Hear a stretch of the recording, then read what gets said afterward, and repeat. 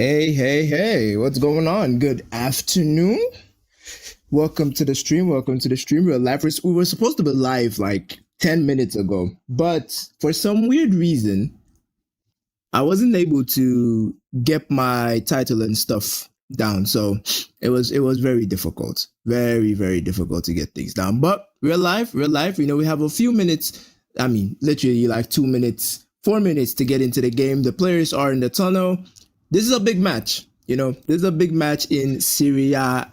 Inter Milan, 3 points today, and they go top of the league. Same with Napoli, 3 points today, and they go top of the league. Both teams they're in good positions.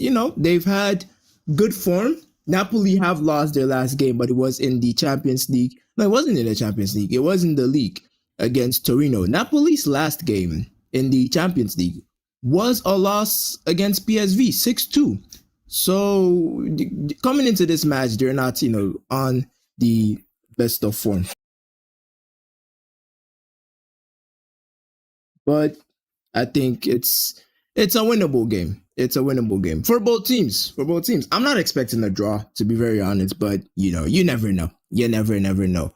My chat, I just realized I have a chat on, but I can't read chat because for some reason my chat is not available. Give me a second here.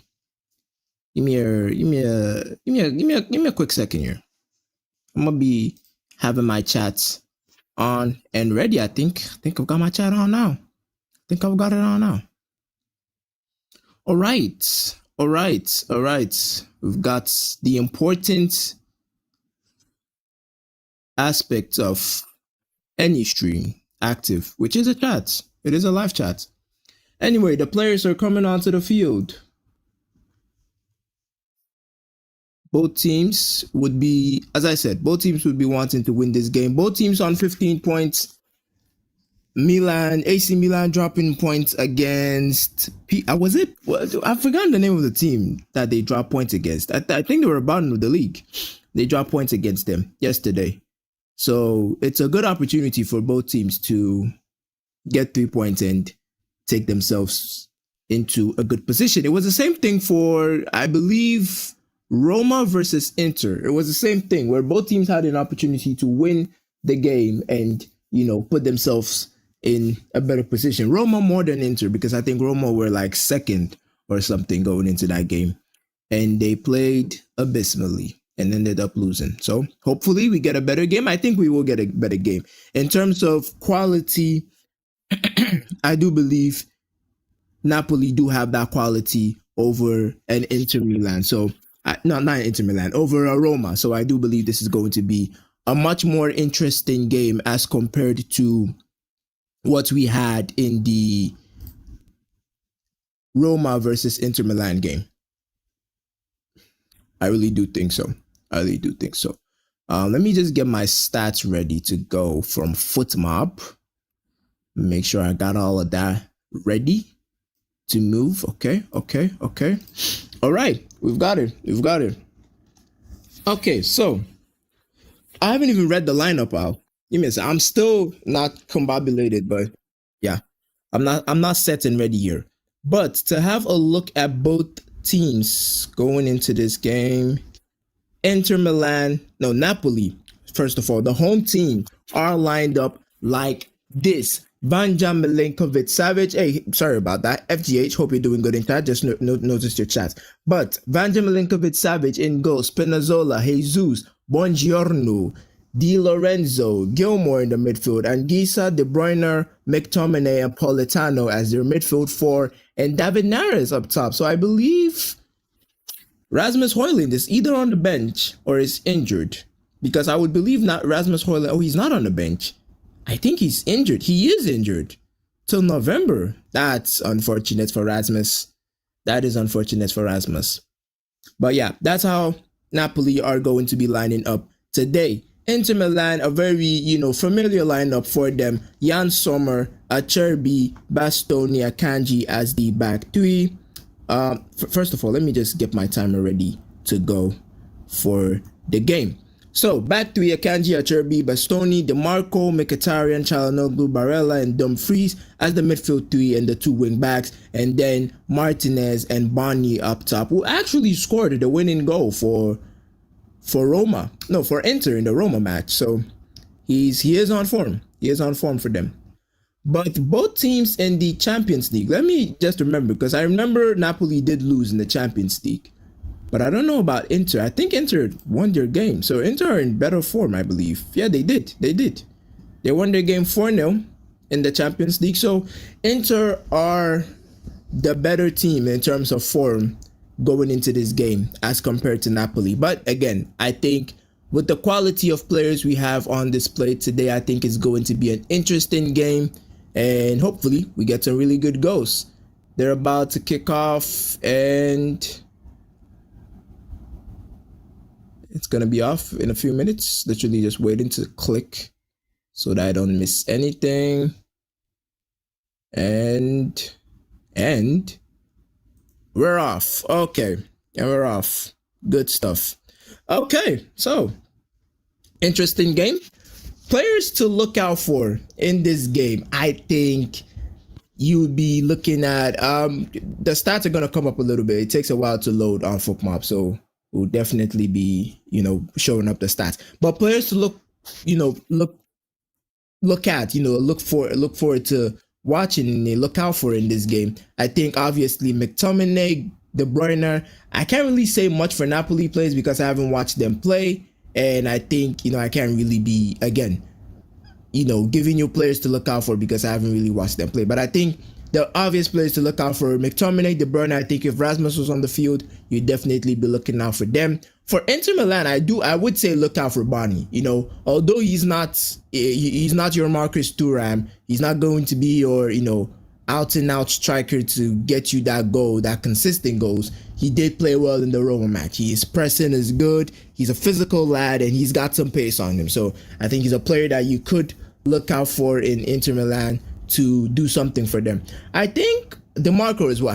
I think DeMarco is a good player. DeMarco as well for Inter Milan could do some really, really good things. And the obvious suspect in Çalhanoğlu and Barella, always gonna be consistent players for the Inter Milan side. But slow start to the game from both teams. Haven't really had a scare from anyone, which is nice. It's always nice.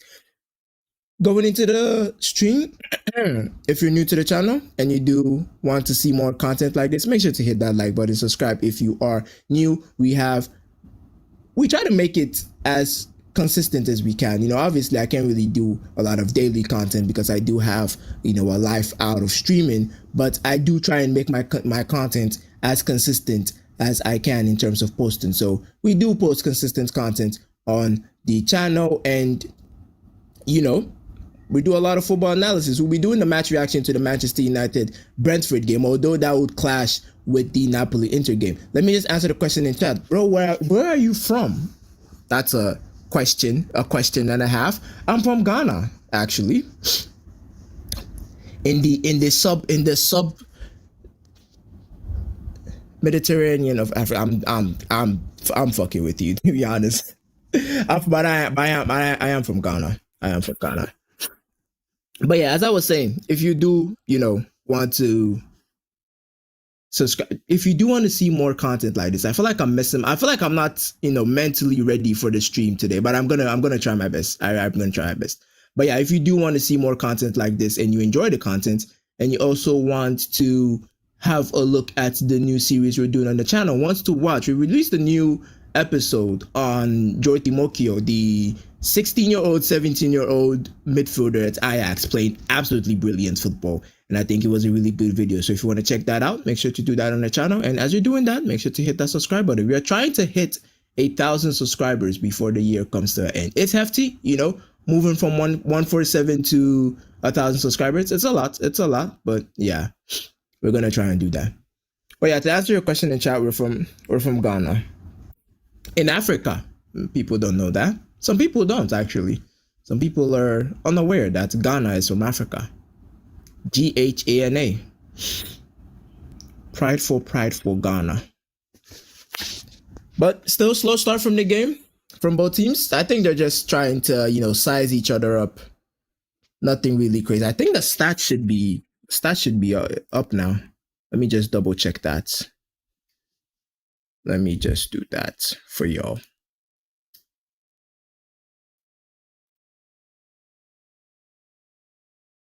Napoli on possession. Chelsea have lost to Sunderland. Massive results for Sunderland. I think I said this season on my predictions on the season. I said a team from the championship is going to stay up, and my prediction was Sunderland. My prediction for teams that are going to stay up this season in the Premier League was Sunderland. So I'm not, particularly shocked that they're playing as well as they are this season. But I think it's a massive result for Sunderland against Chelsea. And, Chelsea would definitely be looking at themselves to drop 3 points against Sunderland. And that puts them, where does that put Sunderland in the league, actually? That's a question.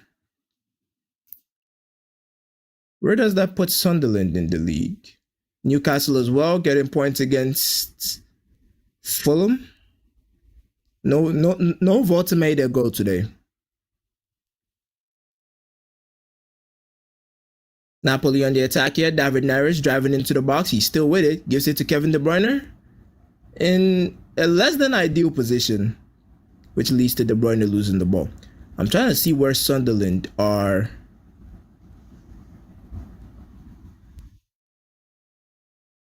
Where did you start supporting the Nerazzurri, which I believe is Inter Milan's name? I don't support Inter Milan, actually.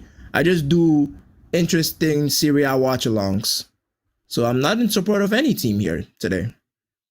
I'm just very interested in Seire A this season because I do believe that the Seire A has a lot of quality this season. So I think your matches are going to be interesting. And we have been treated to some interesting matches. Como versus Juventus, which we did do a watch along on. It was a banger of a match. We got to watch Nico Pass absolutely go to town on the old lady of Italy. And Juventus were moving like old ladies on the field. So I do not support any of these teams I'm watching today. I just think it's interesting because I think over the past few years, the quality of players in the Serie A has dropped by a lot. But I think recently it has gone up a bit. I mean, Inter Milan I feel like Inter Milan are one of the most underrated teams in European football because to have made it to the Champions League final 2 times. I think it was 2 times no, it wasn't 2 times in a row. I think Manchester City won and then Madrid won. But they made 2 Champions League finals in 3 years. That's very impressive, That's very, very, I mean, they've gone to the final and not played well, but I mean, to make it to the final 2 times in 3 years, very, very impressive. So I think they have been an underrated team, and I think they just need that extra edge to go all the way from making it to the final. So I really do think recently the quality in Serie A has gone up. So it has motivated me. It has prompted me to watch some Serie A matches because I have noticed there are not a lot of YouTube channels doing that on YouTube. It's mostly Premier League, La Liga, Bundesliga. I think the Serie A deserves some love as well, and hopefully we are doing sufficient loving of the Italian league. I was talking about Sunderland. I haven't even given you guys a report on Sunderland. They're second in the league. So with that win against Chelsea, Sunderland go to second in the league, which is impressive. 2 points ahead of it. If Liverpool win their game, they're going to be only 1 point ahead of Sunderland. That's insane. I mean, it's early days, very early days, but it's impressive. Very, very impressive. And I think that's going to be, it's definitely going to be enough to keep Sunderland in the league for next season. I think Job Bellingham would be looking at this thinking, I could have been in this team. I could have been a part of this team, in the Premier League, second in the league. I think Job going to, that's a conversation for another day. Maybe we'll make a video about it. But I think Joe Bellingham going to Dortmund probably was not the move for him. I think trying to follow in Jude Bellingham's footsteps. Bellingham is a fantastic player. You know, Napoli in the attack here. Politano on the right hand side. Lovely ball to Neres. Is he going to try and shoot? He doesn't. Lovely layout from McTominay. But it's a foul in the box on DeMarco from Neres. I was searching for a Serie A channel, particularly Inter Milan related, so I found it out. Yeah, we do. I mean, again, as I said, we don't particularly do Inter Milan related content, but we do a lot of Serie A. We're trying to do a lot of Serie A watch-alongs, and Inter Milan are in Serie A, so 2+2 is 4. They're going to be doing that. But yeah, definitely. Again, I do think Inter Milan have been very, very underrated. I think they just need that extra push to make it to European glory. Because again, two Champions League finals in 3 years, very impressive from the Italian side. But yeah, back to the Joe Bellingham thing. I think in Sunderland, he was a starter, right? He was a starter in Sunderland, and I think trying to go down that Jude Bellingham path of going to Dortmund and then moving, because Dortmund are a development team. You're gonna get that development, and then you move on to a better team. I think it was too early for Job, because you look at Jude and the talent Jude had is nowhere near what Job doesn't have an inch of it. He's a talented player. Don't get me wrong on that. Joe Bellingham is a talented player, because to get scouted by Dortmund and to get signed by Dortmund and all that, you have to have talent. So Joe Bellingham is a talented player, but he's not Jude Bellingham. So I think that rush to want to go to Dortmund and follow basically the same footsteps as Jude was not the right step, because I think if he stayed in Sunderland, I mean, look at Sunderland at the moment. He'd be in the midfield with Granit Xhaka. He would have had the perfect mentor to be a good midfielder in Granit Xhaka, playing in the Premier League. So I look at that and I feel like it's one of those things where maybe he went way before he was ready. I really do think, although Job is talented, nasty foul here on a Napoli player from Inter Milan. It's a tough tackle from Lautaro Martinez on Buongiorno. Very, very nasty tackle. I mean, not nasty, but it was a tough one. It was a tough one. He's writhing in pain, definitely. But yeah, I think Job is just, hopefully it works out well for him in Dortmund. It would be nice to see Jude on that level, and then Job, joining him on that level as well in terms of playing for a big team and being important for them. But I think if he stayed in the Premier League in Sunderland, he could have, improved. He would have Xhaka, by his side, probably move to a better Premier League team by next season. And then, from there, you could get to go to an Arsenal. Inter Milan on the attack here. Çalhanoğlu from distance. He can't hit those. But his fellow counterparts are not happy with that. There was a pass right there. Barella is not happy with that. But he is trigger happy. He is a trigger happy midfielder, Çalhanoğlu. And he can hit one from distance. Definitely can. It's been again, as I said earlier, slow start to the game. The game has flown by, to be honest. Didn't know we're already in the 13th minute of the game. The game has flown by. I feel like my timer is ahead a little bit. I think so. I think my timer is slightly ahead.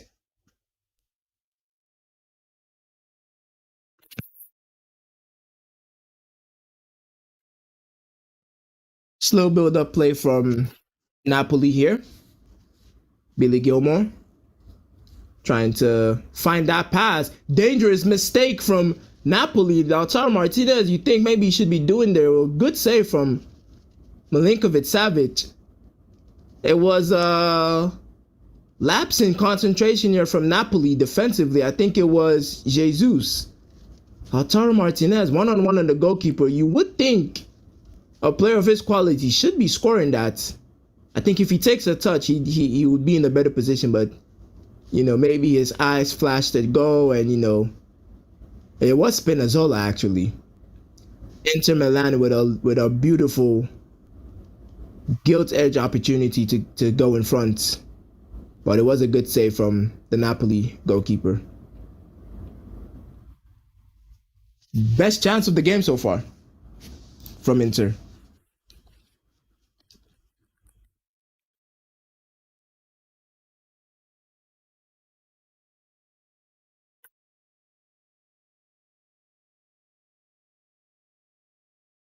Tonio Conte, very. I think he's also an underrated manager, Conte. I really do think so. I think the stats should be up now, right? Right? Stats should be up. I want my stats to be on screen. It is. It is. It is. All right. The stats are up. Let's transition. Boom. We've got the stats on screen. Good stuff. Good stuff. That's what we want to see. Both teams still sizing each other up. Apart from the one-on-one chance Martinez had from the mistake from Spinazzola at the back for Napoli, we haven't seen any really big chance. But as I say that, Napoli are on the right-hand side here, and they get a corner from Di Lorenzo. Job definitely should have stayed. Yeah, I think so. I think so, FGH. I really do think Job should have stayed in Sunderland, because he would have had that experience. I mean, the Premier League is also a very good a very good place to develop, especially if you're a midfielder. The intensity of the Premier League. If you're a midfielder that can play well in the Premier League, you can play well anywhere. That's one thing I really believe. If you're a midfielder that can deal with the intensity of the Premier League, you can play in any league. La Liga, Bundesliga, Serie A. Like, the Premier League is very intense, and you need to be at the best of your game if you want to play in the Premier League. So I think if you're a midfielder, Rodri can play in any team's midfield, no matter the league, no matter the competition. Rodri can play in any team's midfield. Kevin De Bruyne, I mean, we're seeing him in Napoli now, and he's playing very well. You know, we've seen Gundogan go to Barcelona, play very well. So I think any midfielder that can play well in the Premier League has an opportunity to go to other leagues and be good. And that's the opportunity Joe Bellingham had, and he decided to go to Dortmund. I think it was a leap, a very big leap, and it was an early leap, which, again, as I said, hopefully it does turn out to be a good thing for him. Still a slow start from both teams.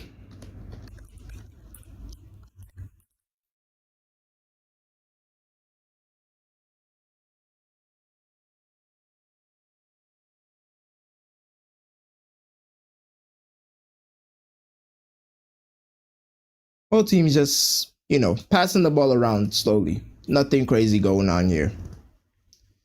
DeMarco tries to switch it to Barella. He does find Barella. Ooh. Jesus. Sorry about that. Sorry about that. Don't know how that was still on. My goodness.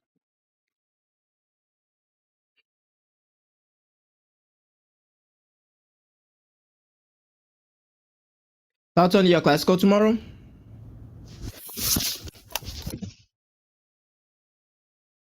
Um, I think it's gonna be a weird one. I really do think so. I think tomorrow's El Clasico is going to be a weird one. I don't think both teams are ready for the El Clasico in terms of playing at their best. I don't think both teams are ready. I think it's gonna be a game unless both teams, guys. I've made a video on this. You can check that out on the channel. I made a video on this, and it's getting a lot of views actually. So I think you should check that out. It's a good video. I did say that it is going to be a match where it's an opportunity for both teams to play at their best and build from that. That's obviously always going to be the case. But I think with the way Barcelona and Real Madrid have been playing this season, if they continue that and play the same way tomorrow, it's just going to be a game to get 3 points and then progress. It's not going to be a game where you can learn a lot from.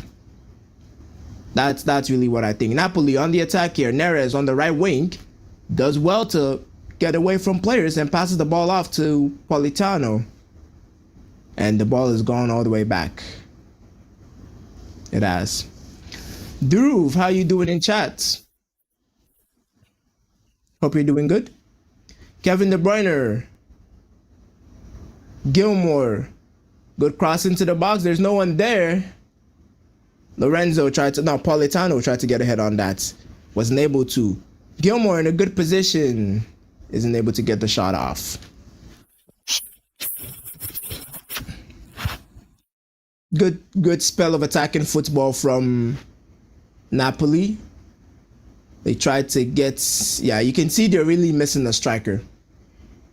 They're really missing a striker. Good attempted shots from Gilmore.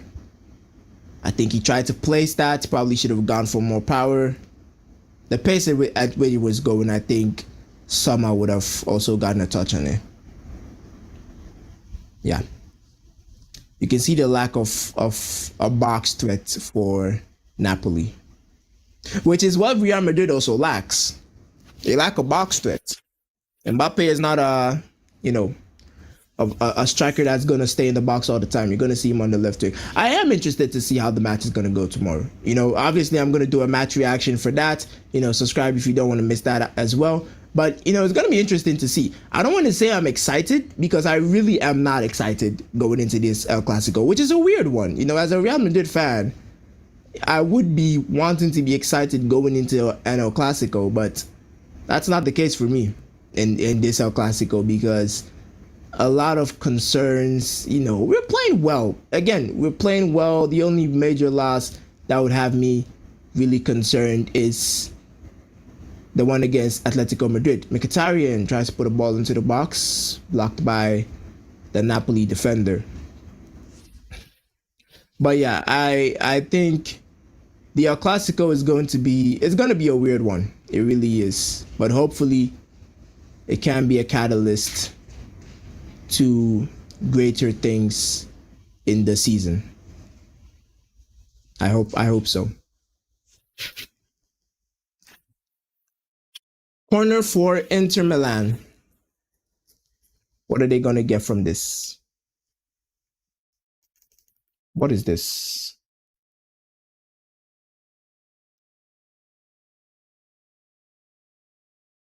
The United match is about to start as well.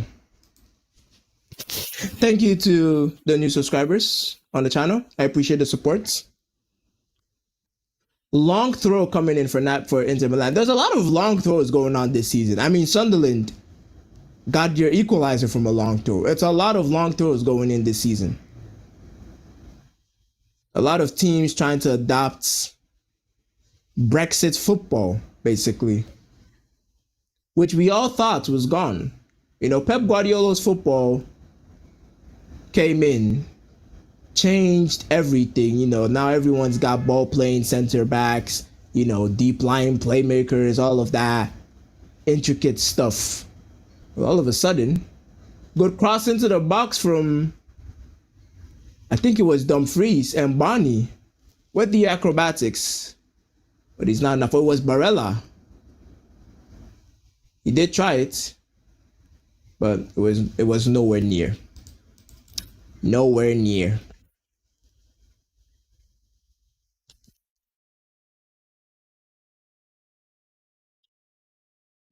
Mm-mm-mm.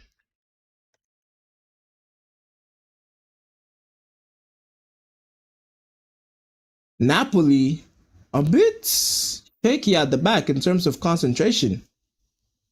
You don't want to gift Inter Milan an opportunity here.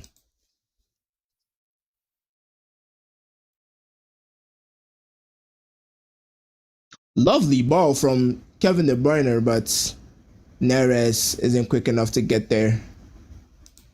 What do I think about what Lamine Yamal said? I mean, he's entitled to his opinion. I think it's. I feel like it's been over exaggerated because we used to have footballers with personalities. I'm not really, to be very real with you, I'm not concerned about what Lamine Yamal said. I think it's how football is supposed to be. It's a competitive game. If you can say that and have a competitive edge in terms of playing mind games, he gets the benefit. So I'm not really too concerned about what Lamine Yamal said because we had players like Ronaldo, and I mean, obviously, Ronaldo is Ronaldo. Kevin De Bruyne in a good position. You think he'd shoot. He doesn't. Pass the ball into the box. David Neres, good opportunity right across the face of goal. The closest Napoli have come to getting something in this game. De Bruyne was in a good position. I'd say De Bruyne of the past probably takes the shots there. He was in a good position, unmarked. But he tries to progress the ball forward. And it was a decent attempt from Neres, but it was never going in. But yeah, back to Lamine Yamal. I think he's a personality, He's a player that has a personality. And I'm not the biggest hater of that. I like that. I would like, a player that believes in their ability to talk. If you can back it up, I mean, no one's gonna, if he goes on to score a hat trick tomorrow, he was right. Obviously if you talk and you can't back it up, you look very stupid. But obviously, he feels like he can back it up. So I'm not too concerned about what Lamine Yamal said. My only concern is that Real Madrid don't have the players that have the mentality to make him regret what he said. The only way, we can make, as a Real Madrid fan, the only way you would want Lamine Yamal to be humbled is the players on the field make him regret what he said by putting in a really good performance, keeping him quiet, and winning the game convincingly. But I don't think we have players with that mentality. Napoli on the attack here. Politano into the box. Neres is free, but it was a lackluster pass from Politano. But they have the ball again. And Giza is on the right. He's going to try and put a ball into the box. He does. McTominay in a good position here. But he shepherded outside of the 18-yard box. Ooh, quick pass from Gilmore. Unexpected. But it was unexpected for both the Inter and Napoli players because the Napoli players that got the ball were not expecting it as well. But yeah, as I was saying, with Neres, he does well to win the ball off of Cherby there. Neres is gonna try and there's really no one in the box to be passing it to there, Neres. But De Bruyne wins the ball again. Napoli, Gilmore in a good position. Over to Politano on the right. Di Lorenzo, lovely flick from Zamba Anguissa. That's a penalty, I think. Politano thrown onto the ground, but the referee says play on and he blows his whistle. I think the VAR, he's giving it. It's a penalty for Napoli, I think. I don't have the audio on, so I don't know what's going on, but he points to the spot. And it looked like Di Lorenzo was thrown onto the ground. It looked like he was thrown onto the ground, but at closer look, Mkhitaryan doesn't really get enough on him to for him to go down, and Acerbi definitely wins the ball. I think VAR is gonna have a look at this. I think the on-field referee has given the ball. Acerbi definitely wins the ball. That's no debate. I think the debate is between it's if Mkhitaryan threw Di Lorenzo on the ball, on the ground, but I don't think he did. From what I saw on the replay, it's being checked by VAR, but from what I saw on the replay, it doesn't look like Mkhitaryan does enough for Di Lorenzo to go down. Acerbi wins the ball. That's no, that's not debatable. Wins the ball clearly, but it's between Mkhitaryan and Di Lorenzo. And I do think it's going to be overturned. I don't think Mkhitaryan does enough for Di Lorenzo to go down the way he did. Let's have a look at it here again. So lovely flick from Anguissa. At first glance, it looked like Mkhitaryan threw Di Lorenzo onto the ground. It looked like he pushed him onto the ground. But on closer inspection here, I don't think enough is done for Di Lorenzo to go down the way he did. So, my opinion, I think it's going to be overturned. I do think so.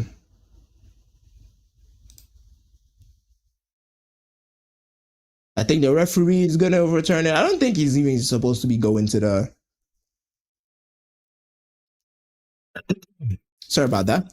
I don't think he's going to be going to the VAR box, the VAR monitor to even check this. Or is it? I think it's a penalty.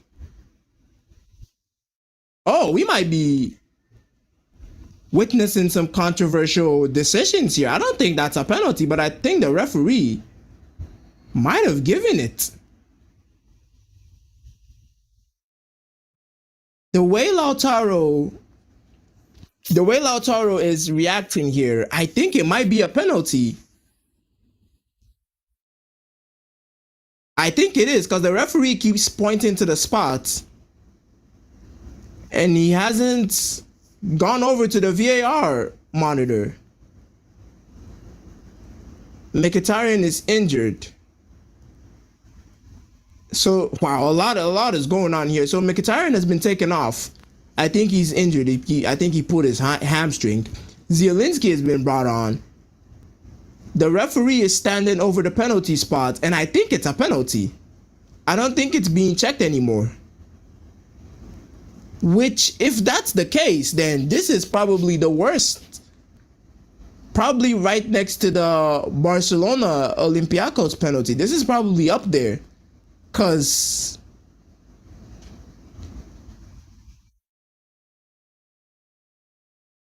it is. I think it's a penalty. Wow. Kevin De Bruyne standing over the penalty spot. This is a controversial decision. This is a controversial one for me. I don't know. Can I do polls? I don't think I can do polls. Let me just double check that. This is a controversial one going on here. Wow. So the referee has given the penalty, doesn't even check the VAR, and Kevin De Bruyne puts it in the back of the net, and I think he's pulled his hamstring as well. I think Kevin what? This is the most chaotic 5 to 10 minutes I have seen in a football match. So Napoli get given a very controversial penalty. Mkhitaryan goes off for pulling his hamstring. Kevin De Bruyne scores the penalty, and I think he's somehow injured himself taking the penalty. I don't even know what happened. Because he takes the penalty, goes over to try and celebrate, and he's holding his hamstring. I think he's pulled his hamstring. This is so funny. I think Kevin De Bruyne has literally scored the penalty for Napoli and pulled his hamstring in the process. I'm so This is honestly the most chaotic 15 minutes of a football match I have ever seen. Like the most chaotic 10 to 15 minutes I have seen in a football match. I think De Bruyne is injured. I'm I'm so lost right now. I really am. Wow, a whole lot going on in this match. A lot of interesting stuff. A lot of interesting stuff. Yep, he's injured. He is. Kevin De Bruyne is injured. He's. I'm not laughing at the fact that he is injured. By the way, this is not me trying to. This is not me laughing at De Bruyne. I've noticed I've not even changed the scoreline. But this is not me laughing at De Bruyne. It's just I'm laughing at the chaos that has happened in this game so far. But Napoli are 1-0 up, and De Bruyne has literally sacrificed his hamstring for a Napoli lead. Quite literally, put his hamstring on the line to give Napoli the lead. Wow. What a chaotic game. But the game has been kicked off. You would expect a lot of added time to be given in this game because of a lot of time wasting. A lot of time wasting.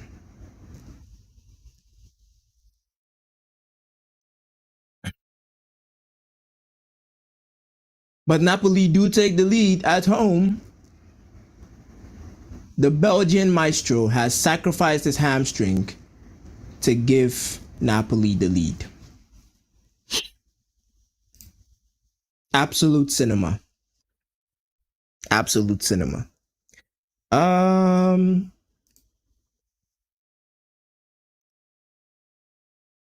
Oh, I can do a poll actually. I can do a poll. All right. Interactive poll. First interactive poll of any stream. So Kevin De Bruyne has been taken off. He has literally pulled his hamstring. Unfortunate for the Belgian. So early in the game. And Oliveira has been taken off. But the poll is going to be, do you think it was a penalty for Napoli? Because I think that was a controversial one. Do you think it was a penalty for Napoli? Yes or no? Let me know what you guys think in the chat. Let me know what y'all are thinking in the chat because I think it was a controversial one. I think it was a controversial penalty. I really, really do. I really do.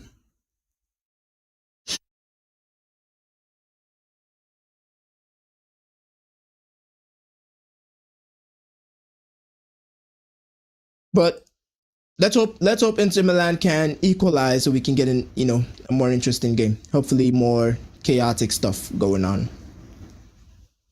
A lot of chaos in the 30th minutes. Anguissa, good win, good. Gilmore on the ball, tries to find Neres, but he's not able to.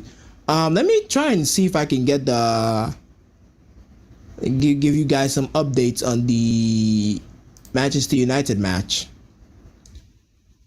Lovely cross into the box. Dumfries comes from nowhere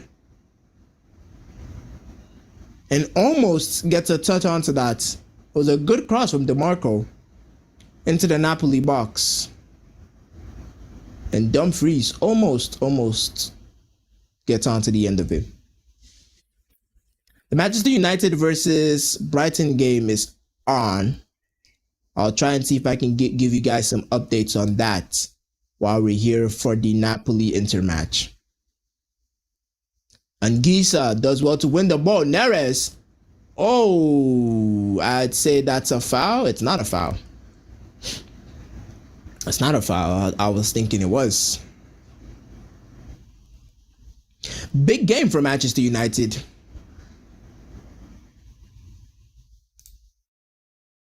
Big game for Manchester United. Because if they win this, if they don't win this, you're kind of a bit concerned going forward if you're Manchester United, because you win against Liverpool and then you come into this game and you're not taking the chance at home again against Brighton. But Brighton are a tough side. They are a tough side, and we have seen an upset today, Sunderland versus Chelsea. So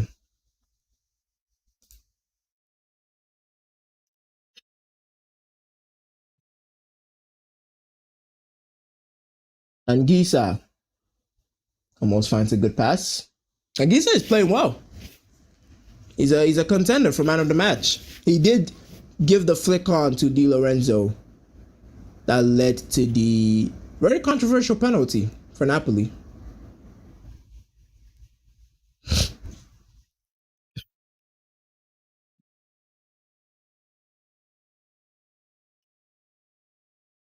DeMarco, the cross again. I think Dumfries, Jesus. I mean, very lucky. He's very lucky because I don't think he knows Dumfries is coming in behind him. And he's very lucky to have, had a touch on the ball.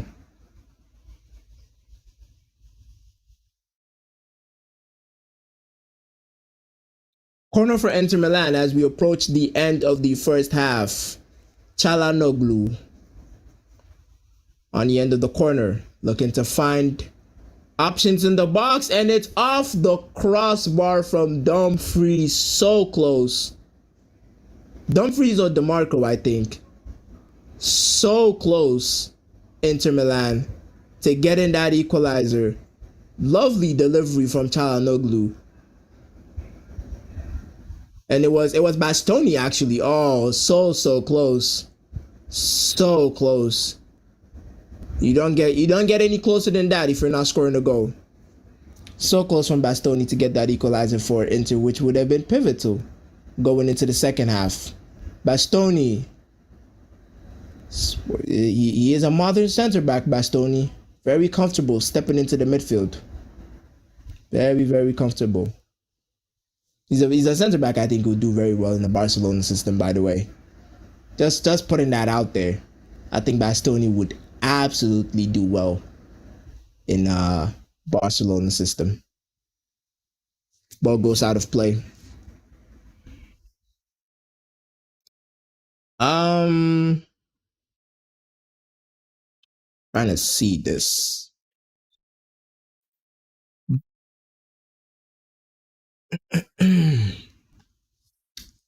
Stats at the moment, as we get into the, okay, we'll look at the stats in the second half. We'll get an analysis of the stats in the second half for sure. For sure. We'll do that. Okay. Let me just check this.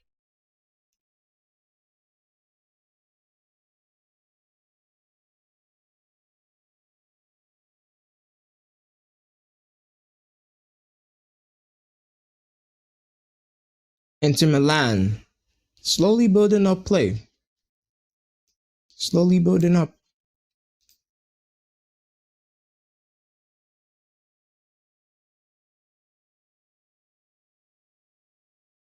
DeMarco is down on a tackle from Gilmore.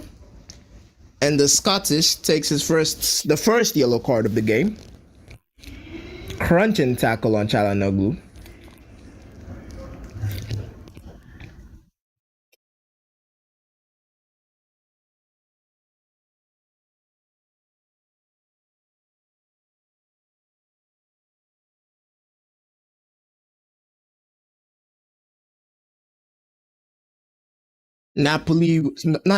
Inter Milan would feel very hard done by in this game.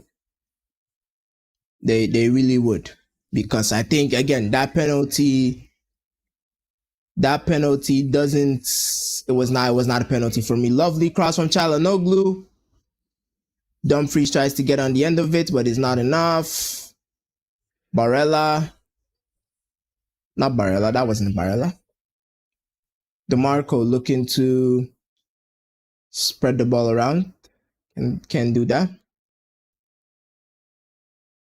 I think Inter Milan were hard. They were hard done by that penalty, and you guys in chat do agree as well with 100% on no.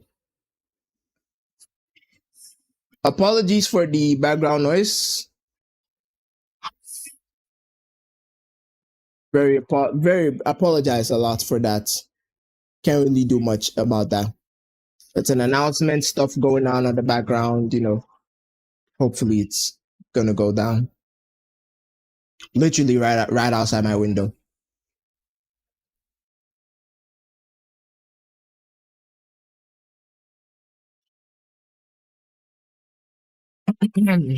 I think it's been a balanced game from both teams in this first half. I really do think so. The goal, I don't think Napoli have deserved the 1-0 lead. Again, I don't think the penalty was a penalty for Napoli. And, I don't think they've been the better side. I think both teams have been equal. Inter Milan have actually had the better opportunities. And I think the stats do even, they do reflect that as well. So I think Napoli are lucky to be in front, and Inter Milan would feel hard done by going into the second half, which will not be happening anytime soon because we have 6 minutes of added time. 6 minutes of added time. That's a lot. That's a lot.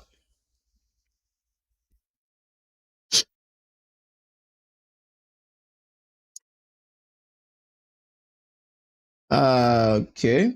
Inter Milan. Bastoni. Beautiful ball to DiMarco.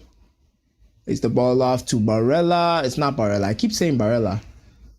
Çalhanoğlu with a speculative shot. Milinkovic Savic, I would think maybe should get a hold on that, but he can't. Dumfries plays the ball into the box. Barney to Lautaro Martinez. So close again. So close again, Inter Milan. Beautiful cut back into the box from Dumfries. Finds Lautaro Martinez. Doesn't have the time to take a touch. A little, so close. So close from Martinez to get that equalizer. I think Inter have been really hard done by. I think the shots from Çalhanoğlu was good. Barella did well to move around the 18-yard box. A lot of good play from Inter Milan here. And I think they've done enough to have at least get an equalizer by now, but unfortunately for them, luck hasn't been on their side. And those type of games do happen where luck isn't on your side. They do happen. But I think the goal for Inter Milan is coming. I really do think so. Because again, I do think they have been the best. I think I said both teams have been equal, but that chance Lautaro Martinez had has pushed the game towards Inter Milan a little bit more. A lot of scrambling in the Napoli box here. DiMarco, can he keep this? He cannot. Oh, he can actually. It's a throw in for Inter. Bastoni on the left-hand side puts in a beautiful cross, and it's Dumfries again. 3 times in a row, Inter Milan have hit the woodwork. Beautiful cross from Bastoni. Lovely jumping, header from Dumfries, and it's off the post again. It could be one of those days for Inter Milan. It could be. Bastoni with a header earlier in the game hit the crossbar. Lautaro Martinez, lovely cutback from Dumfries. First time shot, hit the post. And then a beautiful cross from Bastoni into the box. Dumfries with a leaping header gets good connection onto the ball, and it's off the post again for Inter Milan. As I have said, the goal I think for Inter Milan is coming, but it could be one of those days. Oh, Neres Akanji makes a mistake here. Neres, if he can make use of this opportunity here, Napoli very lethargic in trying to create something. They were in a very good position. Neres won the ball in a good position and just slowed down the play for some reason.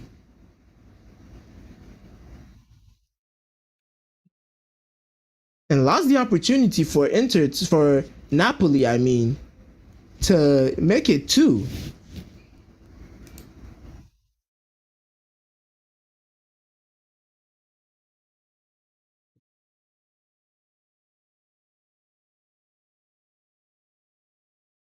Inter Milan would feel very, very unlucky going into the second half. They've had good chances, they've created good chances, but they've not been able to put the ball in the back of the net. I think star for me from the Inter side, I think Bastoni would definitely be up there. Dumfries as well, DeMarco, Barella has been very instrumental.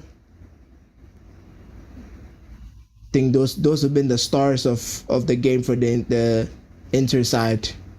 I think for Napoli, I'd say, and Gisa, I haven't really seen much of McTominay. Neres has been, okay, but here he is on the ball. Distributes the ball over to the left-hand side. Speculative shots from the Napoli player, but it was never going anywhere. And I think that should be a yellow card. It is a yellow card for Gilmore. Couldn't let Dumfries go. Because he was running through on goal. Couldn't allow him to just go.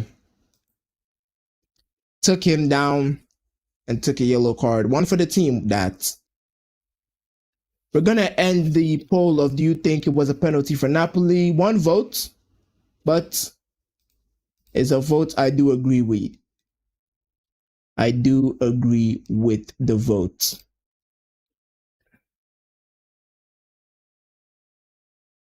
I think the first half has come to a close. The first half has come to a close. 51 minutes played in this half. That's a lot of time. Let's stop our timer here.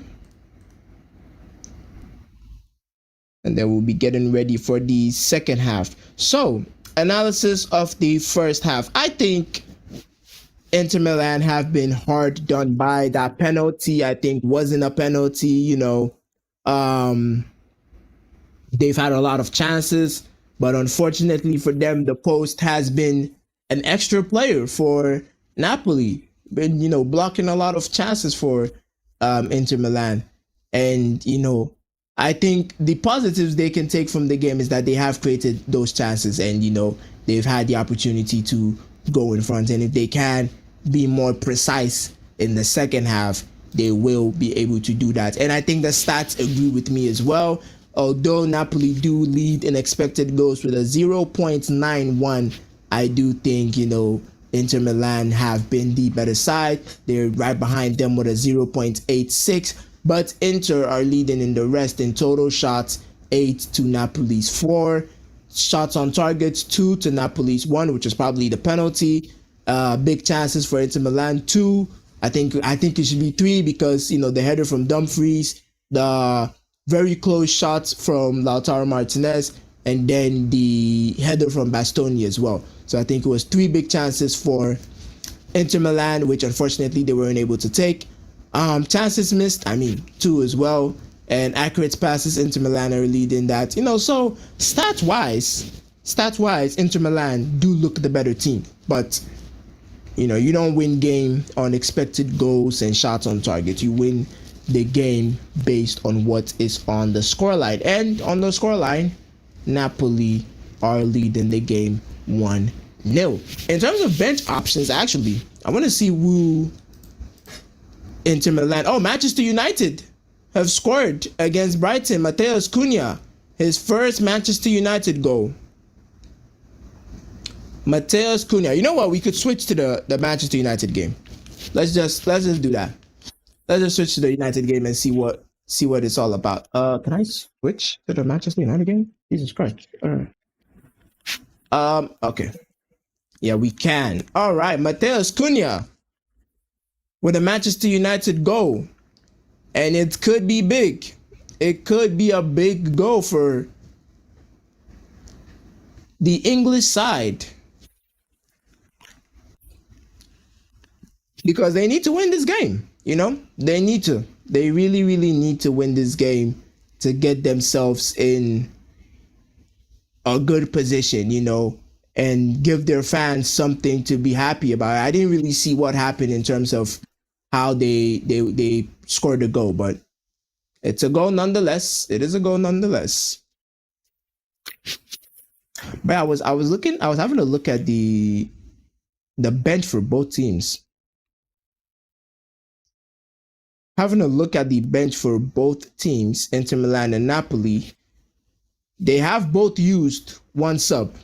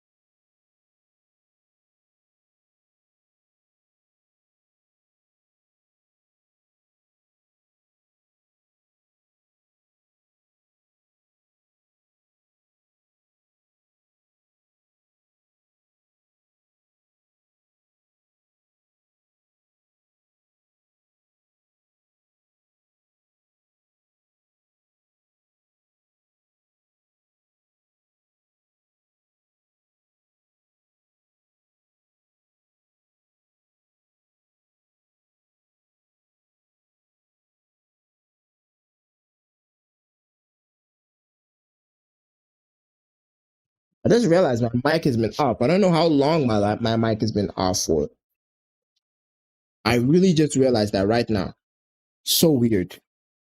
Mic has been off for only God knows how long. I apologize for that. I apologize. My apologies. But as I was saying, Bayern Munich, I think this season are very, very big contenders for the Champions League. Bayern Munich and Arsenal. I think they face each other, right? I think Bayern Munich face Arsenal in the Champions League very soon. I think that match might be the match that decides who win. Yeah, they face Arsenal at home. Sorry, away to Arsenal. So Arsenal face Bayern Munich at home. I think that match might be the match that decides the Champions League winner.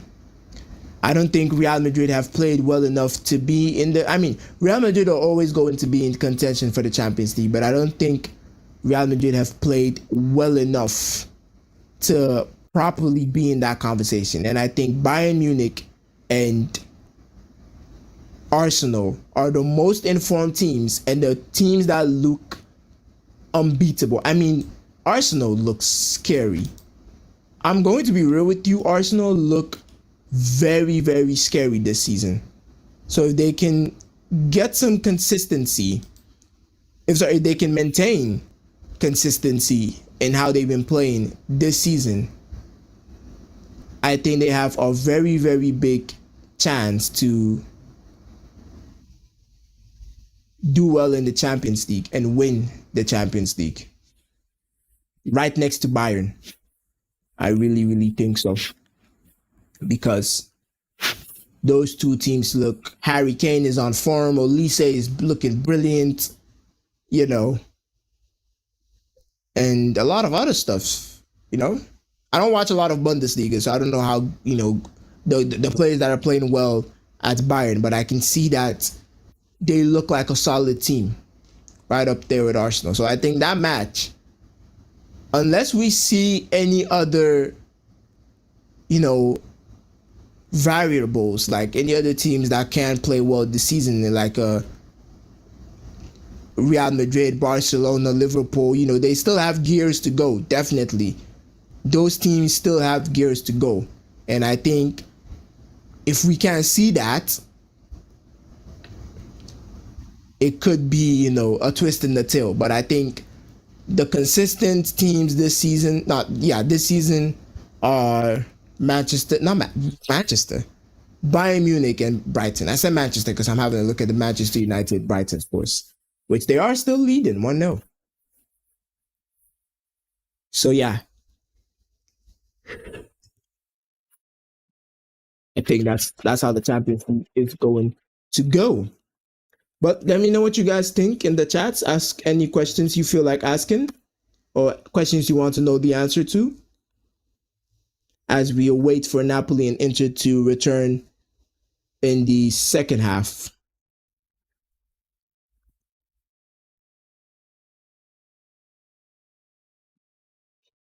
What about PSG?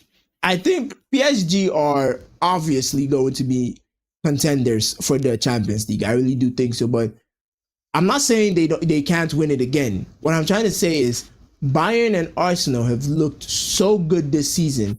You can't really figure out how they lose to a team. I'm sure they're going to lose to a team eventually this season, but you can't really figure out how they're going to lose to, you know, a team because they look defensively solid. They can get, you know, score goals on you, set pieces, stuff like that. It's 2-0 for Manchester United. Casemiro with the goal. Wow. Wow. This could be, someone said this before, the Amorim era might be beginning at Manchester United. 2-0 for Manchester United against Brighton. They are cooking with something. They're definitely cooking. Manchester United. And it's good to see. It's good to see. You know, people like United Strand can finally get a haircut. You know, that boy needs a haircut. He needs a haircut. And if Manchester United can't win, you know what's gonna be so funny? Manchester United win 4 games in a row and lose the fifth game. It would be so annoying. Literally on the last game to get to 5 games in a row, Manchester United just drop off and lose. It would be so funny. But yeah, they look like they're doing good.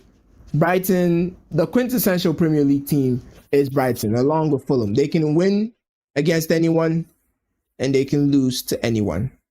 So, not too surprised that Brighton are not getting the they're not looking the better team. Not too surprised with that. But we're about to get into the second half of the Napoli Inter game. If you're tuning in, Napoli are on top here in terms of scores. But in terms of performance, I think Inter are on top. They've had better chances and they have come closer to goal as compared to Napoli.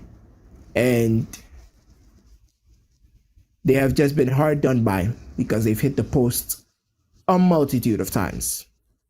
Inter Milan, which is very unfortunate. But coming into the second half, they would be hoping to rectify those missed opportunities and get something from this game. Because as I said, going into this game, both teams are in very good positions. If Napoli win this, they go top of the league. And if Inter win this, they also go top of the league. So both teams are looking to get that top spots in this after this game, which makes it very interesting.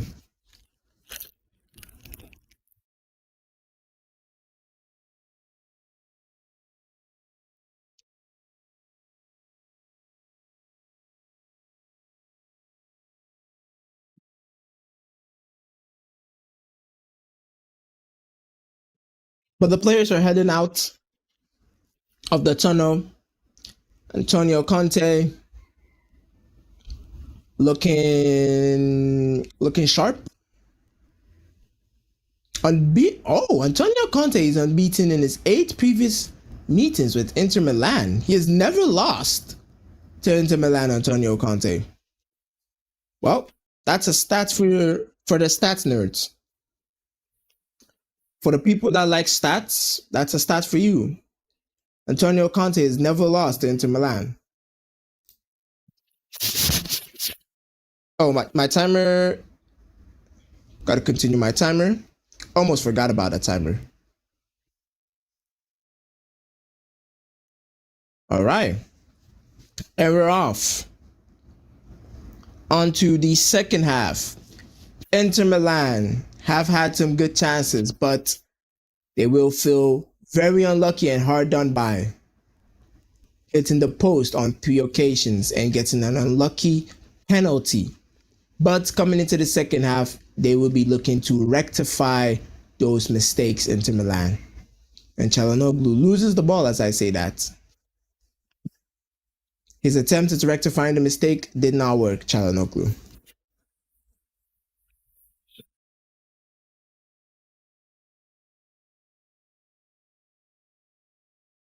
Good passage of play from Inter here. A lot of one-touch passing. Barney draws a foul.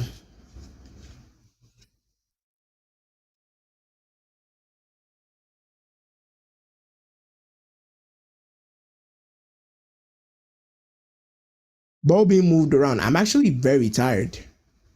I've just realized. Oh, mistake from Inter Milan. Napoli on the break here. Neres driving forward. Can he hold on to the ball? He cannot. Zambo and Gisa coming in with the physicality, but the referee is not going to be having any of that. Lapse of concentration from the Inter defender, Acerbi. It wasn't Acerbi. I think it was Bastoni. And Neres was almost 2 1-on-1, but he wasn't able to get past the other players.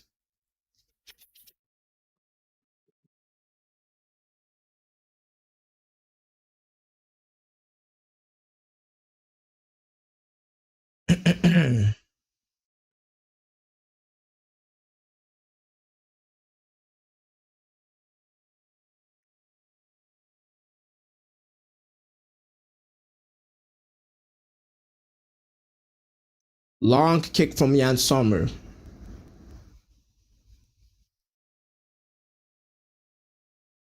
Chalanoglu. Beautiful ball to DeMarco. Lautaro Martinez was in a good position. Good shot from Chalanoglu. The one you'd want the ball to fall to. Who is Inter's number 7 actually? I keep saying Barella, but I don't think it's Barella. Inter's number 7 is. Oh, he's the player that came on for McIntyre. No wonder I wasn't noticing him. Zielinski. All right. I'll keep that in mind. Because I keep seeing number 7, and I know Barella isn't number 7. So I keep seeing number 7, and I say Barella, and I'm like, no, that's definitely not him.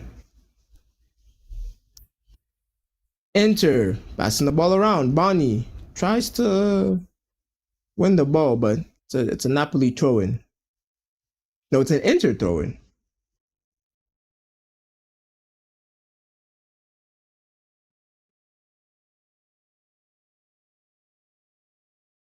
Manchester United still leading 2-0 against Brighton. If they win, that would be a good result for them. Neres, good flick onto Politano. He tries to go forward with that, but it's smacked away from Barella.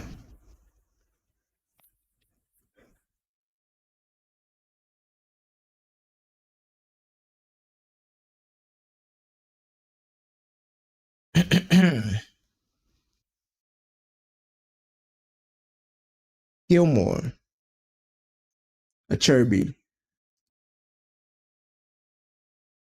And so slowly trying to find a way in this Napoli setup. It's not going to be easy, but I believe it's doable. Dumfries trying to find something. They're just slowly building the ball from the back. But Napoli, although not fully pressing like mad dogs here, they are still pressing enough to cause Inter to make a mistake and give away the ball. Politano. It's still Politano, but there's no one in the box. Days when you need a box threat, you don't get it. Bonnie tries a Travella pass and doesn't get it. Dumfries wins the ball. DeMarco, Lautaro loses the ball a little bit, but he's getting it back. Bastoni, Lautaro, good ball into the box, I guess. I don't know if that was a cross or that was a shot. Dumfries, right hand side for Napoli. Barella, Chalanoglu. They're slowly probing Inter Milan.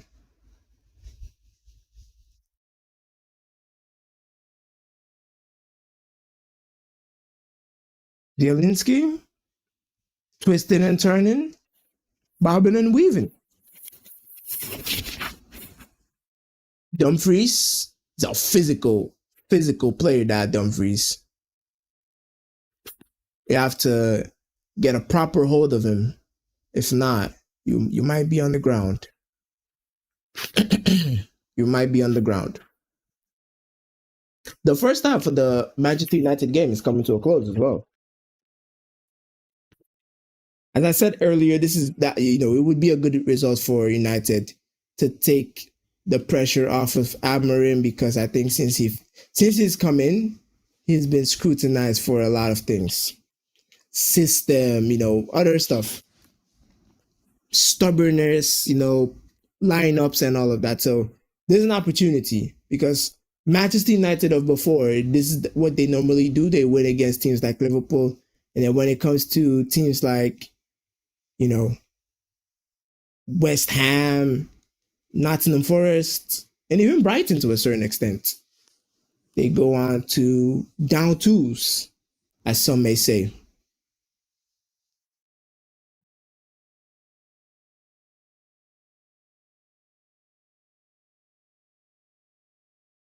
It's been a slow start to the game here.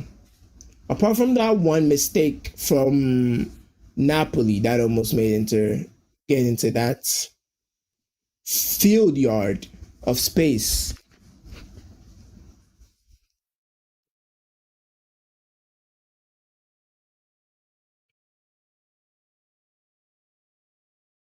Zelensky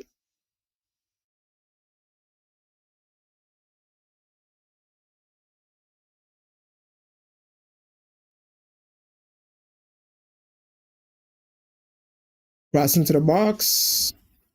No Inter player on there. A bit of a lovely ball to McTominay. He can't control it, but he's still in a good position. Goes for the shot. What a goal, McTominay! Wow, what a goal from Scott McTominay. He was in a shaky position. I was thinking he was gonna take a shot. First time finish on the half volley. What a hit from the Scottish attacking midfielder. I think it was Di Lorenzo with the ball over the top. It was a beautiful ball over the top to find Scott McTominay. And Inter, as I said in the first half, would feel hard done by. I believe it was, I don't think it was Di Lorenzo. Give me a second here. I can check this out. It was Spinazzola. What a cross. McTominay, what a hit. On the volley, on the turn. Wow. To get that past a goalkeeper of the quality of Sommer, that's brilliant. He was in a weird angle. I kind of thought he was gonna have a touch on it. I think Bastoni probably should have put a foot there. But what a goal from McTominay. He has had a renaissance of epic proportions after moving to Napoli. What a goal. And that's two goals for Napoli.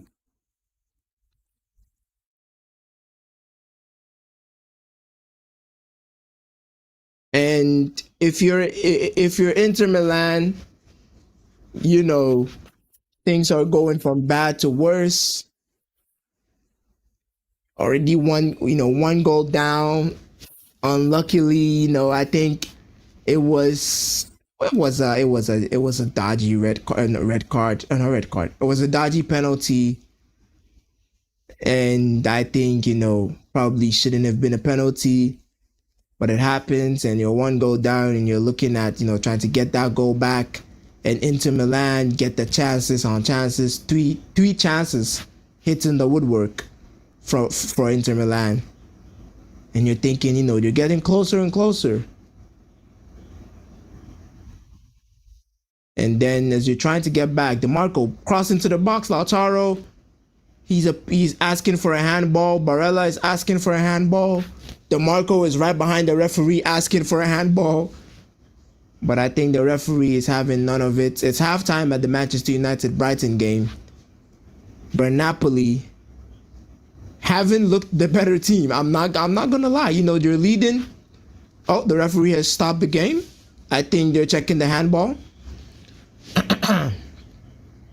Cross into the box comes in from DeMarco. Header from Lautaro.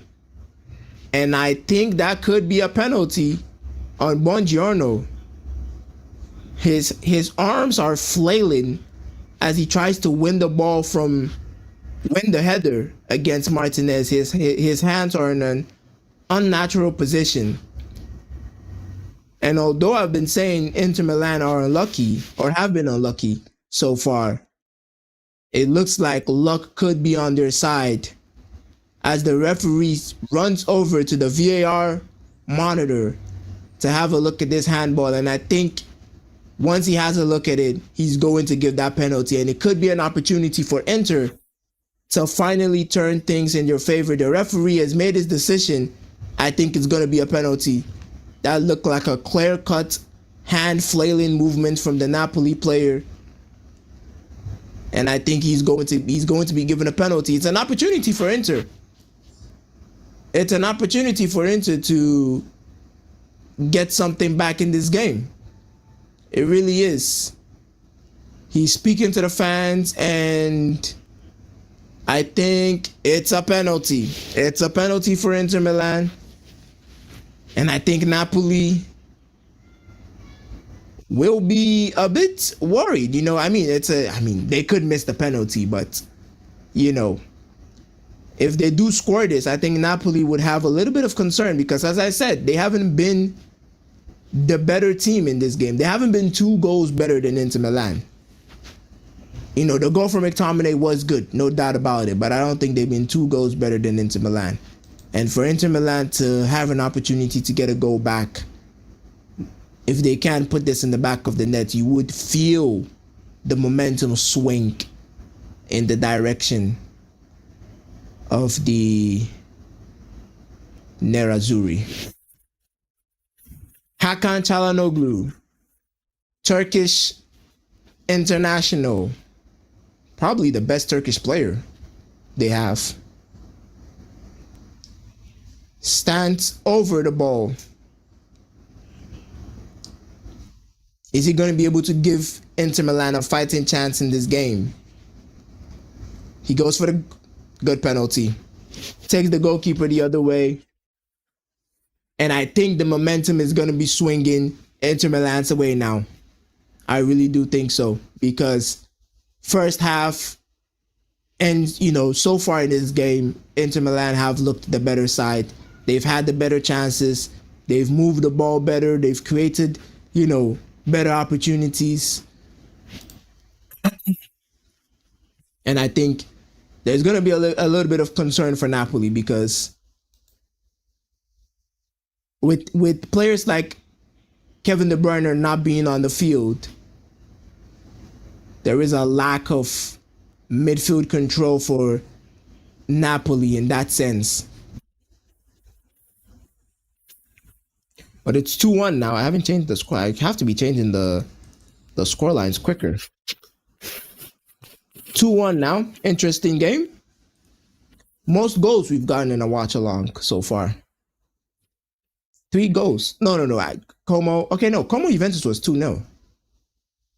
Como Juventus was 2-0. So 2-1. Was it 2-1 or 2-0? I think it was 2-1 Como Juventus. I might be wrong.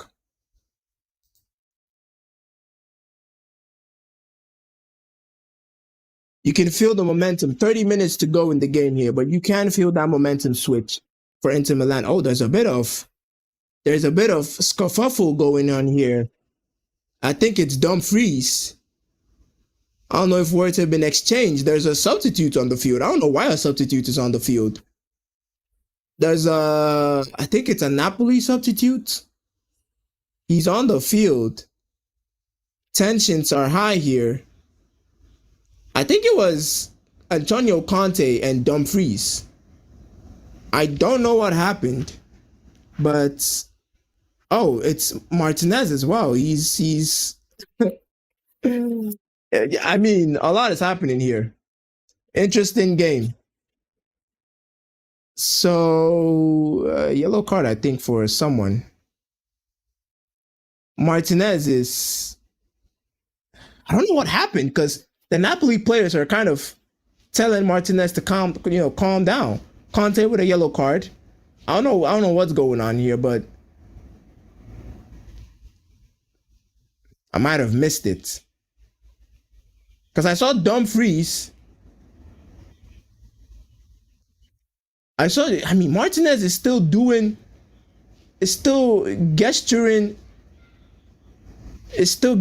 to someone. I don't know if it's Antonio Conte or it's someone on the bench. He's gesturing something that's probably not nice, obviously. I don't think he's telling Antonio Conte to have a great day. He's probably telling him something, something a little bit extreme. But I think things have been resolved. Antonio Conte gets a yellow card. I don't know what happened there, but substitute for Inter Milan, Barney has been taken off for Esposito, an attacker for an attacker. So Inter Milan are definitely going for this game. Definitely. With 30 minutes to go. Less than 30 minutes to go. Manchester United Brighton. They're still on break. They're still on break. Trying to see what is gonna be our next Serie A watch along. Let's see that. Let's have a look at the games coming up next in the Serie A. Matches. Lazio Juventus, not interested in that. Nothing. Oh, that's tomorrow. Talking next week. I know tomorrow there's no interesting game. No. Atalanta AC Milan, actually. I might watch that. On a Tuesday, 7 p.m. When people have Champions League football, we'll be watching some Serie A watch-alongs. We'll be having some Serie A watch-alongs. Napoli trying to get that third goal. Lovely ball to McTominay again. Heavy touch. Heavy touch. Isn't able to get it away. It's a heavy touch. But he is the one looking like a bright spark for. Oh, De Bruyne is back. So he did, tear his hamstring or pull his hamstring. I don't think you can tear your hamstring. Can you tear your hamstring? That's a question. Can you tear your hamstring? Can you tear your hamstring? I'm literally searching that up right now. Hamstring. I know of ACL. I know you can tear ACL. Can you tear your hamstring? Yes, you can tear your hamstring. A hamstring tear occurs when the muscle fibers and tendons, bones are stretched too far, overload. All right. So it's like a normal tear. Oh. I just know of pulled hamstring, but okay. Give me a second here. It's literally researching here.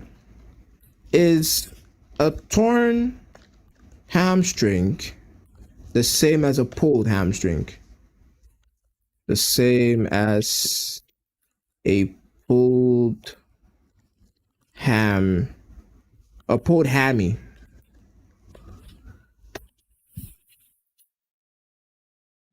McTominay and someone going for the ball in the sky. And McTominay doesn't get it. The Kevin De Bruyne injury was so weird. Literally took the penalty to put Napoli in front and somehow pulled his hamstring, taking the penalty, and had to be taken off, which is weird. Lovely flick on from Politano, but he cannot keep the ball. David Neres can also not get to the ball. All right, so what I'm getting on Google is a torn hamstring and a pulled hamstring are not the same. Sorry, they are related, but they're not the same. The terms describe different severities of the same type of injuries. A pulled hamstring typically refers to a strain, which involves the muscle or tendon being overstretched, and then a torn hamstring refers to a more. Oh, okay. I mean, obvious. I mean, it makes sense. Oh, Napoli on the attack here. Zambo and Gisa. There's someone. He can square it. He doesn't square it. Wow. I mean, hey. I'm gonna put my hands in the air. Napoli haven't played well, but they're scoring some really good goals. I don't think Napoli have been the better team here, but wow. Zambo and Gisa solo run from basically his own half. Takes the ball on. I think Inter Milan, in their attempt to, take the momentum that they have to get something from this game, have committed way too many players forward. It was the same thing with the McTominay goal. They've committed way too many players forward because Zamba and Gisa here gets the ball and he is literally free on goal. There's no one on him. Dumfries attempts to track back and he brilliantly gets the ball away from him. I did say Zambo and Gisa has been one of Napoli's better players in the first half. There have been a few. I think when De Bruyne was on the field, he was definitely up there. But Zamba and Gisa was, one of those better players. And he has scored an absolute banger. And I think, again, Inter Milan will feel hard done by. Because I don't think they have been 2 goals, or 3 goals in this case, worse than Napoli.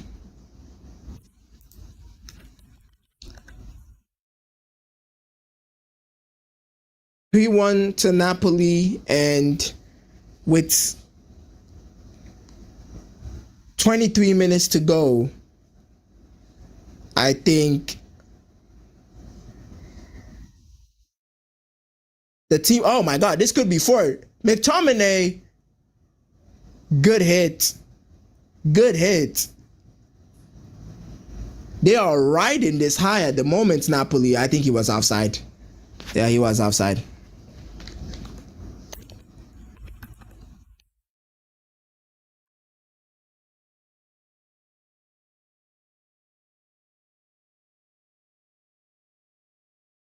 McTominay was offside, but Napoli, they're riding this 3-1 high at the moment. Again, I mean, let's have a look at the stats. You know I like my numbers. I like my numbers when it comes to stats. Let's have a look at the stats again. I don't think Napoli have been the better side. I'm watching the game, it doesn't look like Napoli have been the better side. I mean, the stats the stats are still in favor of Inter Milan. Possession, XG. Now Inter Milan have more XG than Napoli. Napoli had more XG than Inter Milan going into the second half. Now Inter have more XG than Napoli. So Inter are leading in XG. They're leading in total shots. Both teams have the same shots on targets. Inter Milan have, they're leading in the bigger chances, more passes, more accurate passes. Inter have been the better side, but for some reason, Napoli are putting on a stunner of a performance today.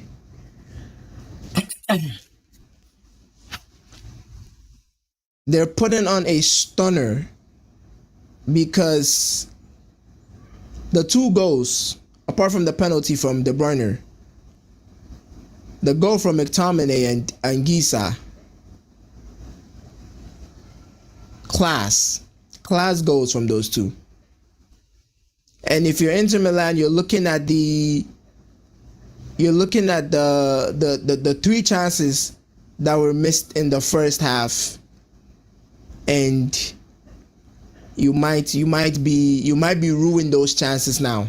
You really might be, because with 20 minutes to go in the game, it's not looking like Inter are gonna get something. I think they when stuff like this happens in the game, the morale and mentality does drop a little bit, because you're like, we've done what we can do. We are, on top of them, and for some reason, we are not able to get something. So it does affect the mind. It really does.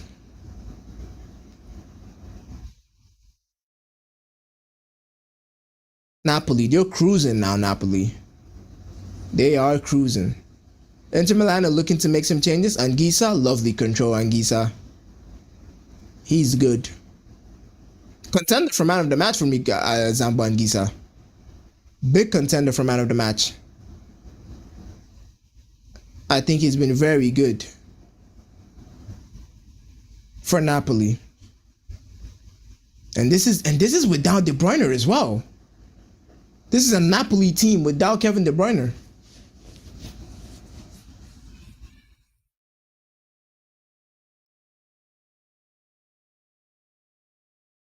Changes coming on for Inter Milan. Crunching tackle from Jesus. Crunching tackle. He went into that tackle vehemently. Changes for Inter. Wow. Chalanoglu, Barella, and Dumfries are the subs. That is wow. Those are ballsy subs. Sucic, Fratesi, and Luis Enrique are the players onto the pitch for Inter Milan. Header out from Anguissa. Bastoni puts a cross into the box. Savic is onto it. Milinkovic Savic is onto it. Around the grounds, we have Manchester United 2-0 up against Brighton. We have... There's no other interesting match going on. Okay, Dortmund 0-0 against Köln. And Atletico Bilbao 0-0 against Getafe.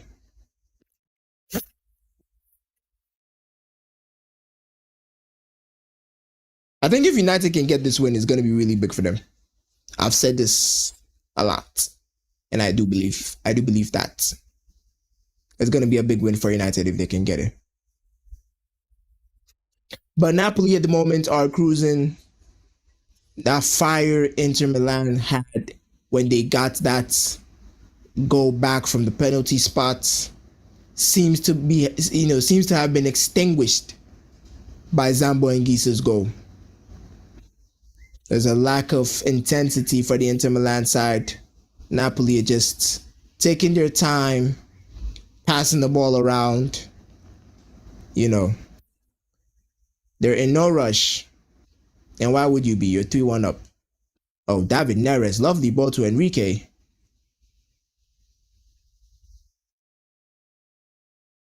Spinazzola gets the ball cleared off his feet. Inter Milan were very unlucky this game. They have been very unlucky. With 15 minutes to go, if they can't get anything from this, they will feel very, very unlucky. They really would. Good long ball from Sommer. There's no one there. Napoli player is down. And the foul has been given by the referee.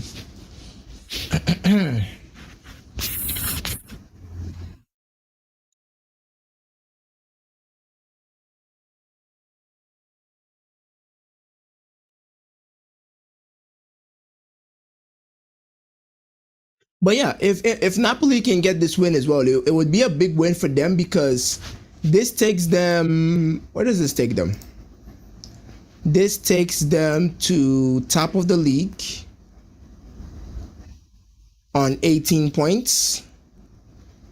And also to be able to win this without key players on the field in terms of Kevin De Bruyne and Rasmus Højlund. I mean, Kevin De Bruyne was on the field. He got the first goal. But to be able to win this with those, unfortunate events playing out, it's positive for them. It really is. It's one of those big matches where you need to win to put yourself in a good position in the league. Just win, get it over with. It doesn't really matter if you don't play well. The only stat that matters, I've been saying, Inter Milan look better on the stat sheet, but the only stat that matters is the scoreline. Is the numbers on the scoreboard. That's the only stats that's mattering. Hey, Bastoni, come on now. Pushes Politano onto the ground as Politano tries to delay the quick restarts.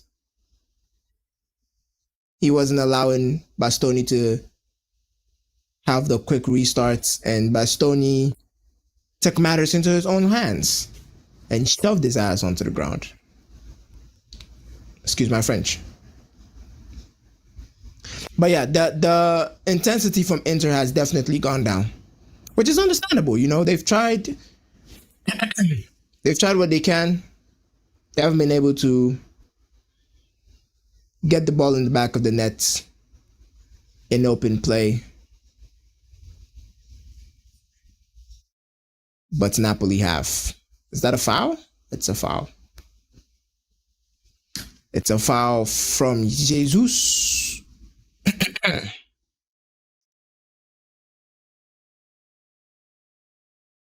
Yeah, so our next match in Serie A is going to be Atalanta versus AC Milan. I'm very interested to watch AC Milan because the points they dropped to, was it Pisa or Pisa? I don't know how to pronounce their name. PISA, bottom of the league in Serie A. They dropped points against them, and if you are an AC Milan fan, you're kind of not happy with that, especially when 3 points in that game could have put you on top of the league. You know, even if Napoli won today, it would have put you on top of the league. So, you know, you wouldn't be happy if you're an AC Milan fan. I'm interested to watch that match, mainly because of Modric, but mainly to have a look at Rafael Leao. I'm working on something on Rafael Leao because I think he's one of those players. Oh, Napoli on the attack here. Neres and Politano is a 2v2. David Neres, can he make this 4? He goes on his own, doesn't use the Politano option. He's still with the ball. I think he should have squared that to Politano. But in the position Napoli are, he does feel like, you know, let me just get my name on the score sheet. Which is selfish. Which is selfish. And he goes down. I think he's injured. David Neres. But yeah, as I was saying, I think Rafael Leao is one of those players that he's one of those could have beens. You know, he could have been a really good player, but he looks like he hasn't. I was talking to someone about this, and they were saying Rafael Leao is the what player did they use? Rafael Leao is the, oh geez, I can't remember. I'm having a brain blank right here. Wow. I mean, looking at this goal from Zambo Anguissa again, what a strike! What a strike from Anguissa. For a center defensive midfielder, that's very impressive. Very, very impressive. David Neres is down here. I think he's also injured his hamstring. If Napoli are able to get the win here, it's going to be positive, but there have been a lot of negatives in this game. There have been a lot of negatives. Kevin De Bruyne injured, and it looks like David Neres as well. It looks like David Neres as well is off the pitch. He is off the pitch.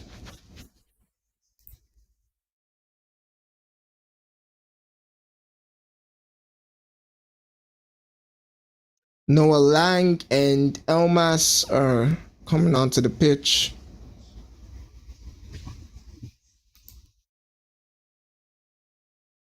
Yeah, I can't remember the player that was being compared to Rafael Leao.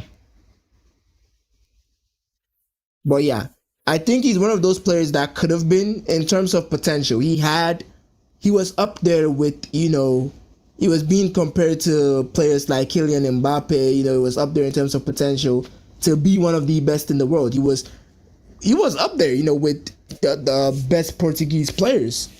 And for some reason, he hasn't been able to hit that potential, which is sad to see. It really is, because I think he's a quality player on his day. He's a quality player, but that's the problem. On his day, he's an on his day player. His lack of consistency is very, very concerning. Very, very concerning. So, I think He really could have been a superstar, but he had other priorities in mind. A foul here from Bongiorno on Esposito, and he goes down as well. Don't know why he goes down, because he's literally straddling Esposito. But yeah, I'm looking forward to that match because I want to watch Liao and make my final analysis before I wrap up that project on Liao, because I think it's gonna be interesting to have a look at him, because the levels he should have reached. How old is Rafael Liao be, by the way? Let me just check that. Let me just confirm that. He should be in his mid-20s or his late 20s. Rafael Liao, AC Milan. He is 26. Yeah, he's in his mid-20s.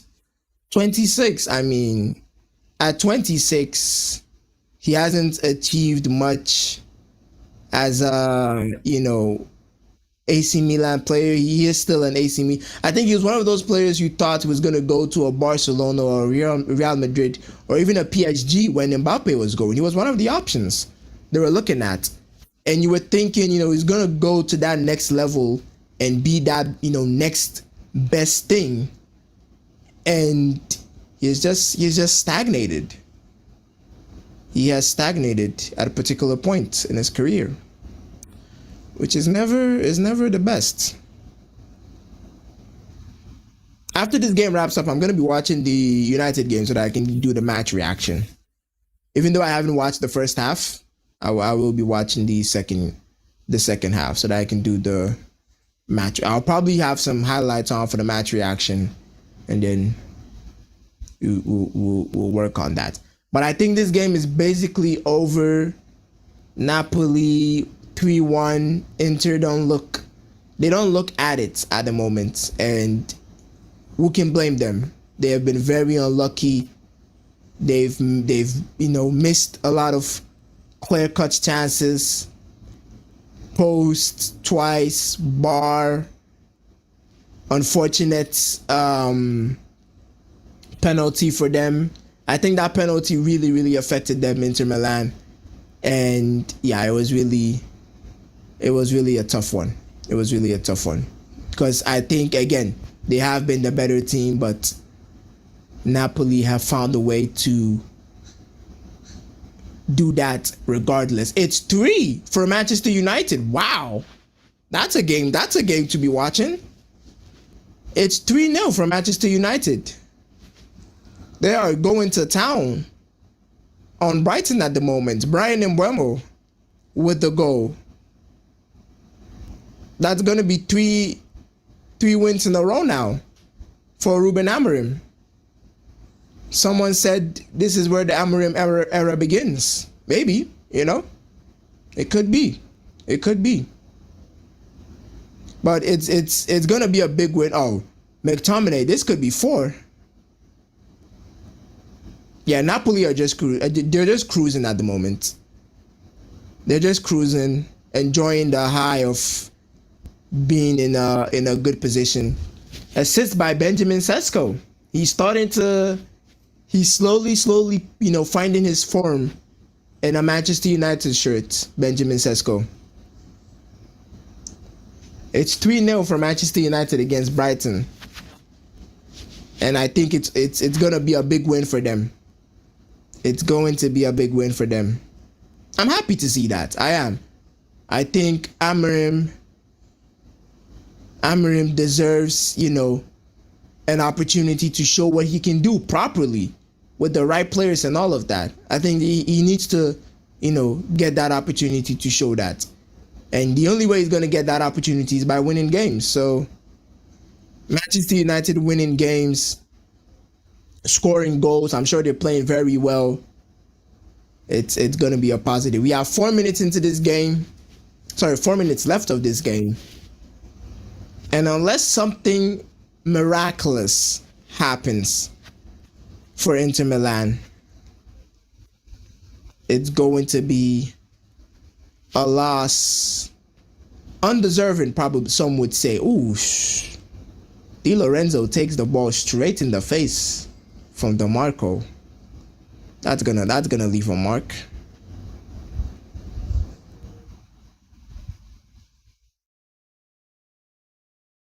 That's gonna leave a mark for Di Lorenzo.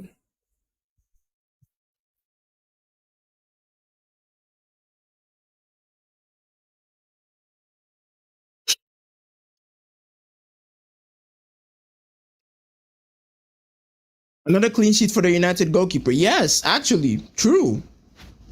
That's one thing, that would be noticed. I mean, the match isn't over yet. There's like 30 minutes to go, but I think it's going to be a clean sheet for another clean sheet for the United goalkeeper, which is, again, these type of things fill the team with confidence. When you have a goalkeeper, oh wow, Inter Milan here, a bit lethargic in keeping the ball, and Napoli have it in the final third here. Noah Lang have passed it back. Again, they're not in any rush to try and get the ball forward. But yeah, as I was saying, having a good goalkeeper in between the sticks fills the entire team with confidence because you can do your job as a striker, and the goalkeeper is going to keep that, it's going to make your job worthwhile, because if you score a goal as a striker and your goalkeeper is going to keep the game level, or sorry, keep the game or prevent the ball from going to the back of the net, it makes you feel more confident when you're playing. So yeah, definitely, it's a big boost of confidence for the Manchester Manchester United side. It really is. It's a big boost for them. But yeah, I'm sure they're playing some good. I mean, you're not gonna score 3-0 playing bad football. I'm sure they're playing good football, so it's gonna be it's gonna be interesting. Napoli making some final substitutions as we have a minute of normal time to go in this game. And Inter Milan, as I said earlier, would feel very, very hard done by, because I think they have been the better team. They were the better team until that third goal. I think once the third goal went in, morale went down, a lot of things went down, and they weren't able to do anything further. And Napoli just took control of the game. But apart from that, they have created a better chances, and Inter Milan it was just not meant to be today. It was just not meant to be today for Inter Milan. 6 minutes. Wow. Okay, that's a lot of time. 6 minutes of added time. Can Inter do something? Let's hope. I don't think they would, but let's hope. Let's hope they can do something. It will make the game more interesting.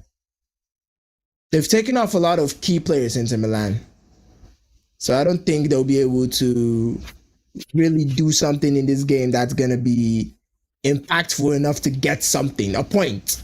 I mean, getting 3 points from this point on for Inter Milan is gonna be miraculous. It's gonna be damn near miraculous for Inter Milan to get 3 points from here on out. They could probably get a point. It will be difficult, but they can.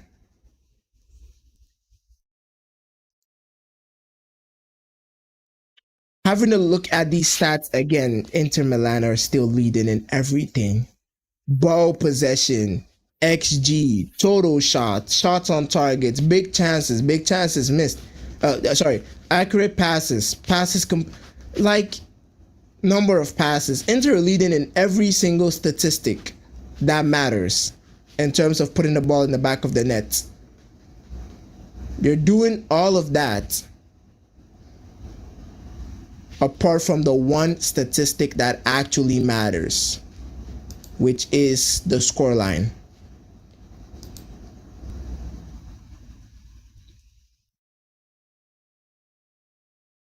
Napoli just trying to find themselves. They're losing the ball a bit more, but Inter are not really taking advantage of that. It could flick on, but there's no one there to take it for Inter Milan.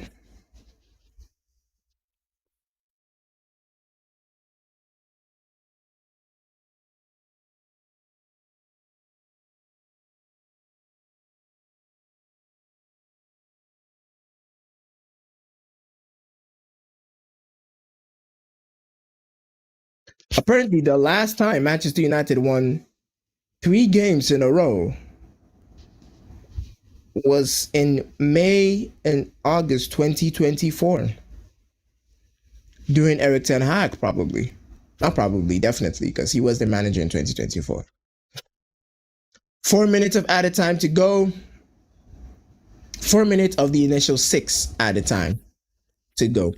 Inter Milan will need a miracle from God to get something from this. And I don't think God is feeling generous to give out such miracles in this game. Good clearance from Napoli. 3 minutes gone of the additional 6.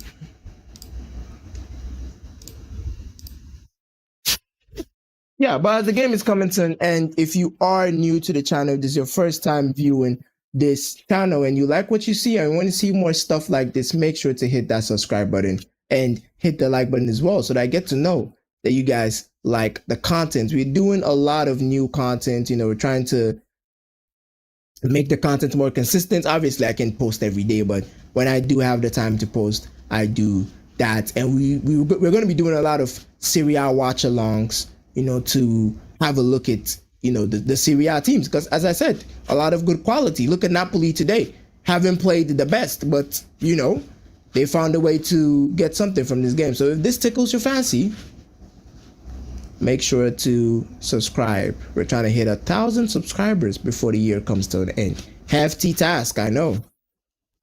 I'm feeling a bit ambitious.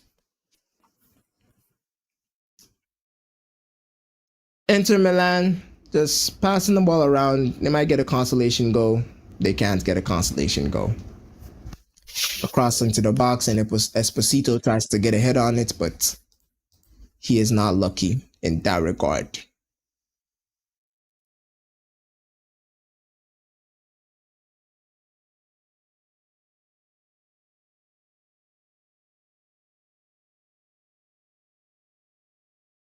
Manchester United still 3-0 up against Brighton.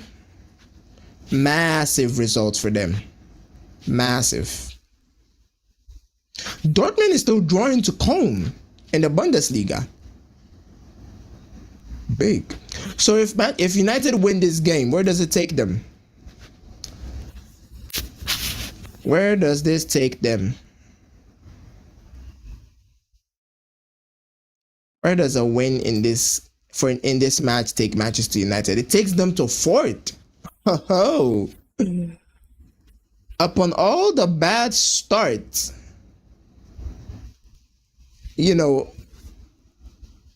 despite all the stuff going on at Manchester United, the noise and all of that, if they win this game, which it looks like they are going to do, it takes them to 4th in the league, top 4. Level on points with Manchester City. I mean, if Manchester City win, if Bournemouth win, if Liverpool win, imagine Liverpool drop points today. It's Liverpool versus Bournemouth, right? Yeah, it is. It is Liverpool versus Bournemouth. Imagine Liverpool drop points today. Oh, it's Liverpool versus Brentford. Sorry about that. If Liverpool drop points today, the title could be wrapped up for Arsenal. I mean, United are technically in a title race. Technically, they're only 3 points away from Arsenal. If Arsenal win, they're going to be only 6 points away from Arsenal. This is where United should be. But seeing Sunderland in the top, top 2, crazy stuff. But that's the game. Napoli with an emphatic win against Inter Milan. Inter Milan are going to feel hard done by this result. I really do think so. I really do think so. But that's the game of football. That's the beautiful game for you. Sometimes it's going to go your way, sometimes it's not going to go your way. And unfortunately for Inter today, it didn't go your way. It didn't. It did not go your way at all. But that's the game. Good win for Napoli. Good 3 points. Takes them to the top of the league. Thank you guys for tuning in. If, again, you are new to the channel and you do enjoy the content, make sure to hit that like button. Subscribe if you're new. And I'll see you guys in the match reaction to Manchester United versus Brentford game. Stay safe out there.